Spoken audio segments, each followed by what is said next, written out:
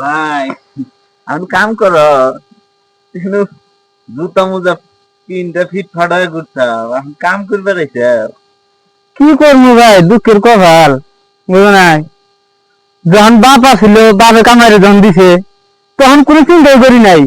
3 বেলা খাইছি, ঘুরছি, জুতা গায়ে দিয়ে একদম ফিট হয়ে থাকছি, হিরোর মতন থাকছি।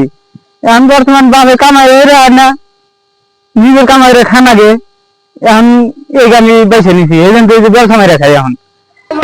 এই জন্য আগে কইছিলাম যে অল্প কামাই ওজন করো, চিরদিন এই বাপ বাইসা থাকবো না। না, লেভেল দিয়ে ঘুরছাও। তখন বুঝি নাই ভাই, আরে তখন নাই বোঝা লাগে, বোঝার চেষ্টা করা লাগে। মানুষ চিরদিন এক সমান থাকে না।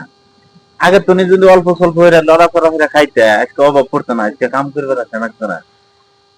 তো যে কথা কয় আমরা শুনি যে যতদিন বাপে কামাই হেরে খিলাইছে ততদিন তো চাটি খাইছি, আর এখন নিজে কামাই হেরে খান আগে মধ্যে মধ্যে খাই, মধ্যে মধ্যে না না খাই থাকে নাকি।